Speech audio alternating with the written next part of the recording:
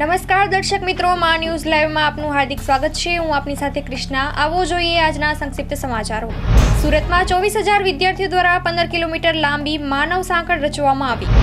આજે રાજ્યમાં ઠંડીનો ચમકારો જોવા મળે તેવી શક્યતા. કોંગ્રેસ પ્રદેશ પ્રમુખ શક્તિસિંહ ગોહિલે હાર્ટ એટેકથી મોત મુદ્દે કરી તપાસની માંગ. ભરૂચ આપની મુશ્કેલીમાં વધારો, 40થી વધુ કાર્યકરોએ પક્ષ સાથે છેડો ફાડ્યો. સુરેન્દ્રનગરના લીંબડીમાં બંધ ઘરમાં દિવાલો કૂદી ઘૂસ્યા તસ્કરો, આંખના ઝબકારામાં લાખોની ચોરી કરી ફરાર. 15 પોલીસ કર્મચારીઓની હત્યાનો બદલો લીધો. મહારાષ્ટ્ર પોલીસે કુખ્યાત નક્સલવાદીને ઠાર માર્યો. અમદાવાદ વિરમગામમાં નરકાગાર સ્થિતિ, સ્થાનિકો 24 કલાક ગટરના પાણી વચ્ચે રહેવા મજબૂર બન્યા. ચંડીસરની કિંમતી જમીનમાં કૌભાંડને લઈ સ્થાનિકોમાં વિરોધ, તપાસની રજૂઆત છતાં તંત્ર મૌન. નર્મદા આપના ધારાસભ્ય ચેતર વસાવાના આત્મસમર્પણ બાદ રાજકીય પક્ષના એકબીજા પર આક્ષેપ પ્રતિ આક્ષેપ. સુરતનો જર્જરિત બ્રિજ અકસ્માતને આમંત્રણ આપી રહ્યો છે. સુરત સરથાણામાં પાર્કિંગમાં બાઇક સળગી ઉઠી, ફાયર બ્રિગેડે આગ પર કાબુ મેળવ્યો.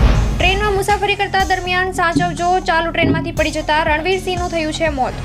સંસદમાં સ્મોક કાંડના મુખ્ય સૂત્રધાર અને 5મા આરોપી લલિત ઝાનું આત્મસમર્પણ.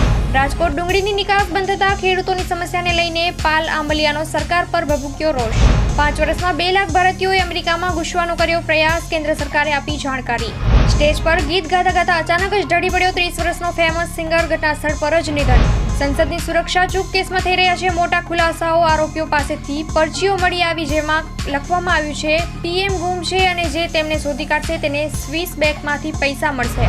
202 રનના લક્ષ્યનો પીછો કરવા ઉતરેલી આફ્રિકાની ટીમ સામે ફિલ્ડિંગ કરતા સમયે સૂર્યકુમાર યાદવ ઇજાગ્રસ્ત થયો હતો, જે બાદ તેને ખોળામાં ઉચકીને મેદાનની બહાર લઈ જવામાં આવ્યો. અચાનક જ કોરોનાએ ફરી વધાર્યું ટેન્શન. યુએસ બાદ ભારત પહોંચ્યો નવો વેરિયન્ટ. વડોદરા ભુવા પાસે દાણા જોડાવી ચોરી કરતા સાતીર ઝડપાયા. અમદાવાદ રાજકોટથી લઈ દિલ્હીમાં હાથ સાફ કર્યો.